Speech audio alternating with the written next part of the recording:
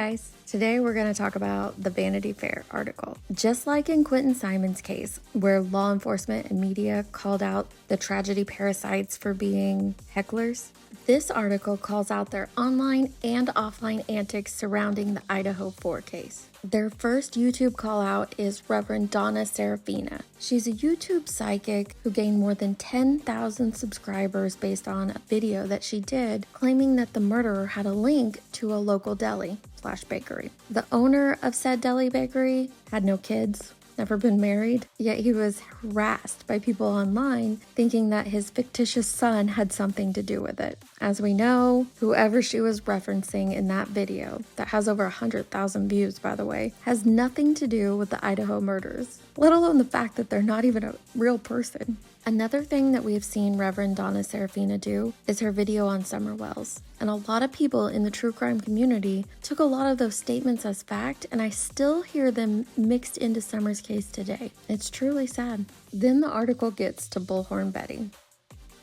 It's talking about reporter Brian Inton and his interactions with Bullhorn Betty. It says that crime reporters have been in competition with a new breed of paparazzo. While reporting on Gabby Petito from her killer's lawn, Inton found himself shoulder to shoulder with vigilante civilians and social media influencers like Bullhorn Betty, who would later upload 3 videos about one of the Moscow victim's surviving roommates, featuring a thumbnail image of Xana Kernodle's face with the words, "Why didn't you save me?" Like many sleuths, Betty's methods seem unscrupulous. She reports rumors and perpetuates harassment of innocent people. But for practical reasons, Inton has needed to find a way to coexist with people like her. "I just want to get my job done every day," refusing to speak ill of Betty. In part, he jokes, "because I don't want her showing up to my house with a bullhorn." More seriously, Inton said that it's not up to him whether sleuths have earned their place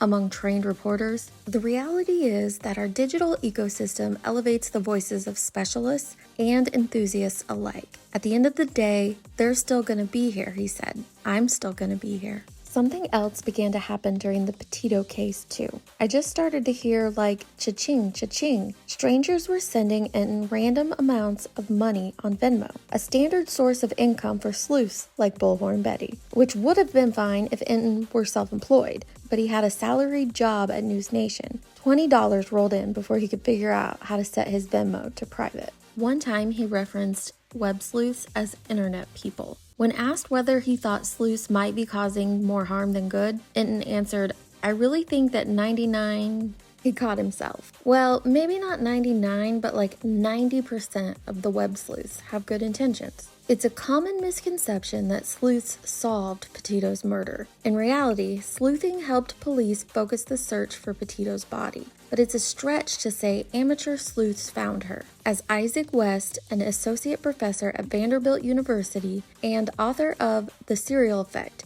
True Crime and Contemporary American Culture, says, people are participating in a social drama, but their participation and achieving justice are disconnected. One is not causing the other. The article continues talking about Brian Inton's career, even parts of his life and upbringing. There's also a discussion from Inton where he wanted to use footage about a party that was happening nearby, but he thought twice about it because he knew sleuths could easily track down photos, names, or addresses for everyone in the fraternity, canceling kids on the cusp of professional life, and Inton didn't want that to happen. There's also a lot of information on how this affects not only victims psychologically, but also those of us who follow true crime on social media. There's even a section that talks about how Dylan and Bethany are still being attacked online by sleuths and trolls alike. The link is in the description below, and I really encourage everyone to read the full article. It's very good and in-depth. It says that it's part 1, so I'm really looking forward to part 2. My question for you guys, though, is do you think this will have any effect at all on the people that it's discussing, like Bullhorn Betty? They say there's no such thing as bad coverage, but if you're continually called out by multiple media sources for your antics, will the rest of the world finally catch up and just stop watching? Or will they be drawn to the drama? Let me know what you guys think below, and I'll see you on the next one.